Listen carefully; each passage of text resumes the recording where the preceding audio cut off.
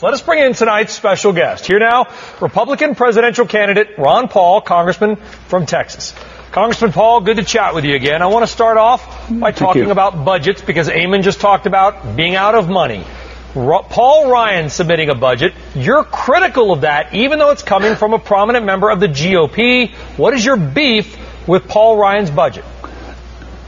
Well, it's slightly better than what the Democrats are doing, and if those are the only two choices, that helps a little bit. But I'm not satisfied with it because it really doesn't cut that much. I mean, I want to balance the budget. I think spending is a problem, but I don't think that budget reflects a concern about spending because it doesn't even talk about close to balancing the budget for 30 years. It doesn't really cut any agencies of government, and it adds actually to the militarism and the military spending. And I don't think that's a sincere attempt or concern about how serious our problem is. I think we're continuing the same progress. I think this is, a lot more talk. And I think in budgets in terms of only 1 year. The first year is the only thing that counts. So they talk about, $2 or $3 trillion of cuts on proposed increases 10 years out.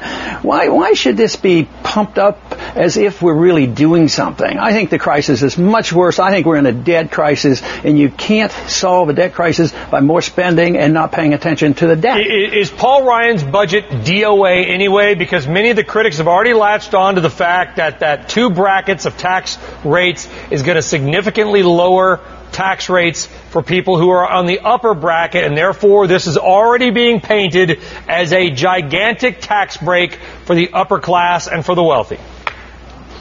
Well, I'm for all tax breaks for everybody. So with that part of the bill, I would support because you need cut taxes. But it doesn't mean a whole lot if you're not serious about cutting spending. If you cut taxes and you continue the spending, then you're kidding yourself. So it's a spending problem. I think taxes are a consequence of the spending, and I don't think Republicans are very serious. I don't think the other candidates are serious. My proposal is you cut $1 trillion out of the budget the first year and balance it in 3. And they will not accept this idea that we're not the policemen of the world. But the American people have come around to this. The American people want us home from Afghanistan, these different places. But Congressman, is Congressman Ryan's budget DOA in your view?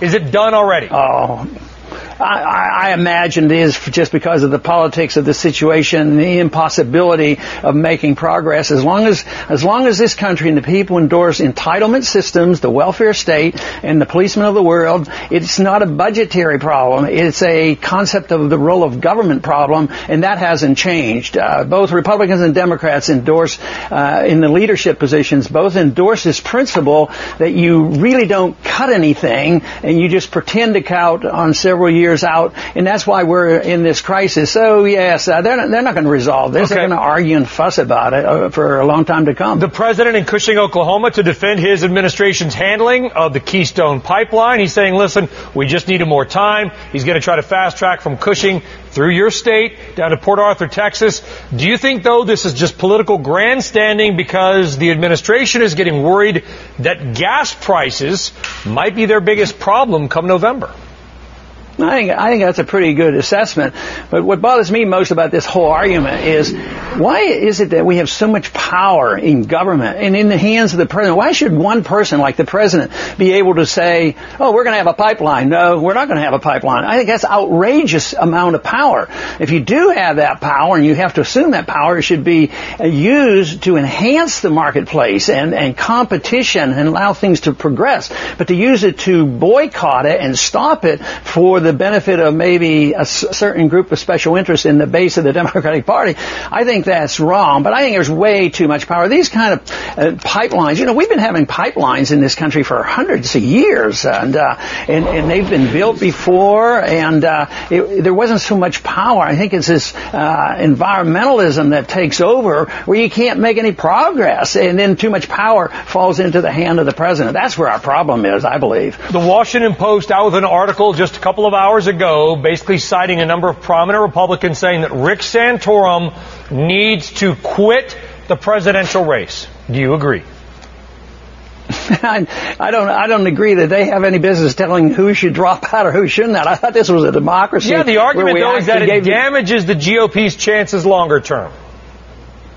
How do they know that? I mean, why should they make that assumption? Maybe a good debate is what we need. Maybe we need more debate. Maybe we need this to drag out a bit so that people like myself who believe in the marketplace and sound money and the Constitution, a non-interventionist foreign policy, we need more debate. We don't need people closing us out and say, well, we got our candidate right now, and he's just sort of a modified Democrat, and therefore we have to quit this debating business. I think that's terrible that other people tell individuals to drop out of the race. I think we should have a debate and continue to debate it because we haven't solved our problems yet. Fair enough, Congressman, but Rick Santorum basically making fun of Mitt Romney's advisors' etch-a-sketch comment, sort of implying, hey, do we really want that type of candidate?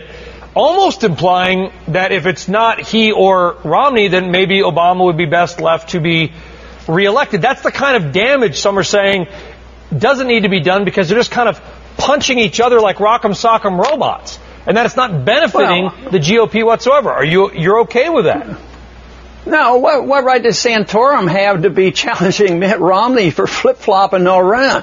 I mean, Santorum is not exactly a conservative. Everybody looks at his voting record. I mean, he has voted for all the debt increases and increased the Department of Education, and he votes for Planned Parenthood, and then he gets, right now the media pumps him up. He's the Ronald Reagan alternative to Mitt Romney. He hasn't earned the right to condemn Romney because he's not conservative enough, because he ought to be looking to his own record and explain why he's voted for so much big government. He votes for foreign aid and things like this. That doesn't mean, that means he's not a conservative. He's a fake conservative. Then in your view, is he more conservative than Romney? Because we have a guest coming up for the Tea Party later on who says that Romney is too liberal. So if you're saying that Santorum has done these things, do you think Santorum is too liberal?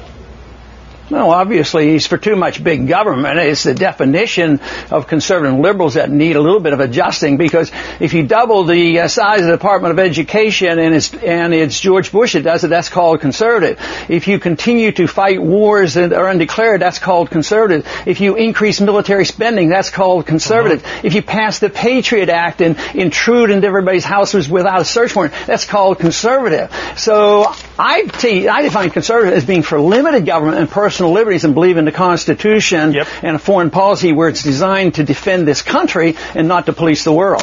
Millions of people out there stuck in the middle. I completely agree with you, Congressman Ron Paul. A pleasure as always. Thank you, sir.